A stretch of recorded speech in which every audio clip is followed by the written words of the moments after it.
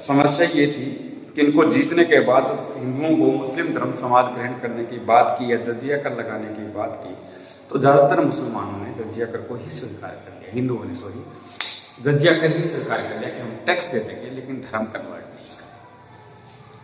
उस वक्त का जो इतिहास है वो ये बताता है कि उत्तर प्रदेश के अंदर लगभग 600 साल तक निष्पक्ष रूप से बिना किसी विवाद के उत्तर प्रदेश में 600 सालों तक मुसलमानों का राज रहा, लेकिन वहां पर मुसलमानों की संख्या 15% से ज्यादा नहीं बढ़ पाई।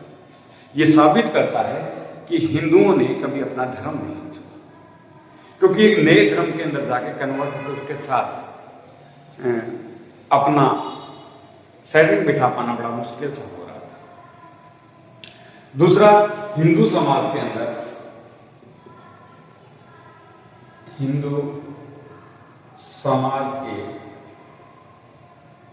अंदर कुलीन वर्ग, प्रशासनिक कर्मचारी, मुकद्दम, चौधरी, व्यापारी, दुकानदार, किसान, मजदूर, ये सारे शामिल थे हिंदू समाज के अंदर। ये सारे के सारे शामिल थे।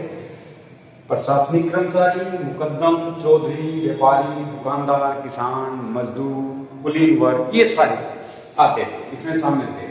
लेकिन पराजित होने की वजह से, मुसलमानों से हारने की वजह से इनका समाज में इनका जो स्थान था वो बहुत नगण्य हो गया, क्योंकि एक पराजित जाति थी, मुसलमानों ने हिंदुओं को हराया।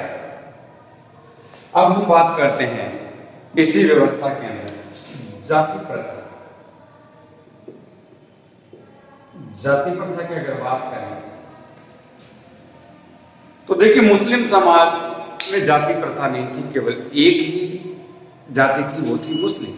हाँ, वर्ग में भेद जरूर था अमीर और गरीब के बीच में, लेकिन हिंदू समाज के अंदर जाति प्रथा बहुत विशेष महत्वपूर्ण रखती थी।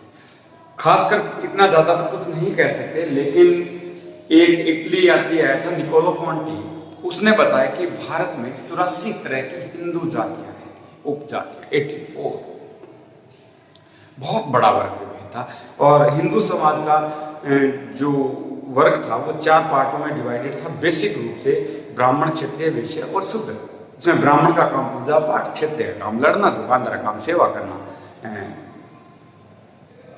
या आप कह सकते हैं कि दुकानें वगैरह ये सारे काम करना, और जो शूद्र वर्ग था उसका काम था ऊपर के तीनों वर्गों की सेवा करना।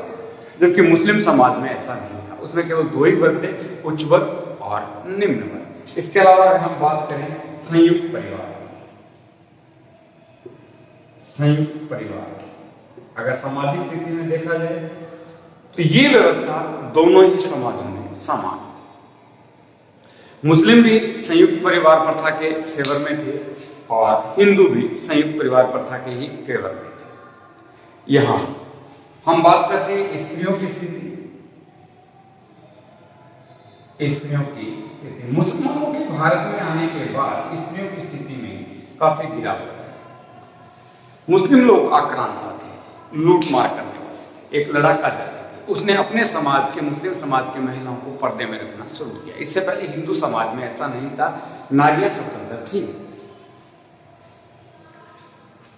लेकिन जब मुसलमानों ने हिंदुओं की सुंदर लड़कियों को उठाना, उनको अपनी दास दासियां बनाना शुरू किया, तो हिंदू समाज ने भी स्त्रियों को पर्दे में रखना शुरू कर दिया। उनकी एजुकेशन नगण्य हो गई, बहुत कम हो गई, और नारी को पर्दे में रखा जाने लगा।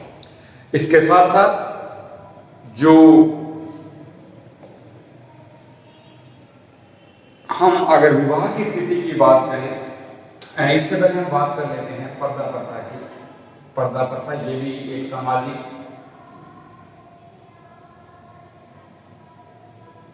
स्थिति को इंडिकेट करता है। दोनों ही समाजों के अंदर, चाहे मुस्लिम समाज हो चाहे हिंदू समाज हो, दोनों ही समाजों के अंदर पर्दा प्रथा विद्यमान थी। मुस्लिम समाज में बुर्के के रूप में थी और हिंदू समाज के अंदर घूंघट के रूप में थी। अगर हम बात करें विवाह की, मैं यहाँ इस तरफ लिख लेता हूँ विवाह की, तो दोनों ही समाजों के अंदर विवाह कम उम्र में होना शुरू हो गया था। हिंदू इसलिए कम उम्र में विवाह कर देते थे कि दान दहेज कम देना पड़ेगा, मुस्लिम आक्रांताओं की नजर ना पड़े बच्चों पे, उसकी शादी कर दी जाती थी। और मुस्लिम समाज में ये शुरू से ही था कि जितनी जल्दी बच्चे की शादी हो जाए वो ज़्यादा बेहतर है।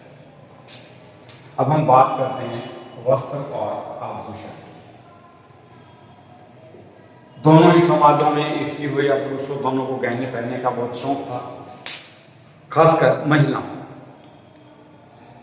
महिलाओं के नए नए ऑर्नामेंट्स, उनके डिजाइन का सिस्टम मुस्लिम समाज ही लेकर आया। हमारे समाज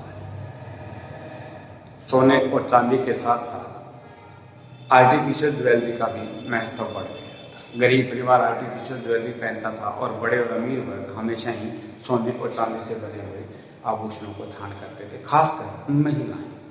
पुरुष बहुत कम आभूषण पहनते थे लेकिन महिलाएं खूब पहनती थी। इसके अलावा एक और सामाजिक स्थिति थी, वो थी सती प्रथा। ये प्रथा मुस्लिम समाज में नहीं थी, बिल्कुल नहीं थी, हिंदू समाज की ही ये प्रथा है। इसमें पति के साथ, पति की मृत्यु होने पर पत्नी को अपने पति के साथ चिता में जलना पड़ता था। उसी के सर को अपनी गोद में रखकर चिता को अग्नि दे दी जाती थी अपने पति, क्योंकि उसको उसका जीवन संगी माना गया है, जीवन साथी माना गया है। ये गुप्त काल में सबसे पहले इस प्रथा का हमें पता चला। एक अभिलेख है, एरण अभिलेख, उसमें सबसे पहले सती होने का प्रमाण प्राप्त होता है। उसके बाद में ये प्रथा धीरे धीरे समाज के हर वर्ग में फैलती चली गई और इस प्रथा पर 1987 के अंदर सती प्रथा निरोध अधिनियम 1987 लागू किया गया कानून के द्वारा। जब राजस्थान के अंदर सबसे पहले तो नहीं, मैं ये कहूँगा कि 1987 में राजस्थान के अंदर राजकुमार नाम की एक महिला ने सती हुई थी। 1987 की बात कर रहा हूँ सती प्रथा की।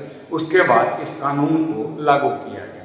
अब भी यदा कदा हमारे सामने प्रथा आ जाती है।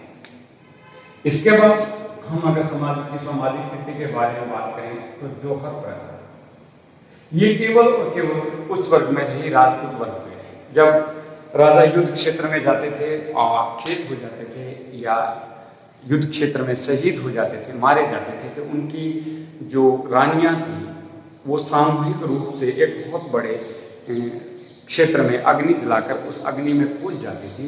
उसे जौहर कहा गया है इतिहास में। और वो प्रथा केवल राजपूत समाज में ही और राजपूत समाज के अंदर ही, केवल शासकीय वर्ग के अंदर ही लागू थी।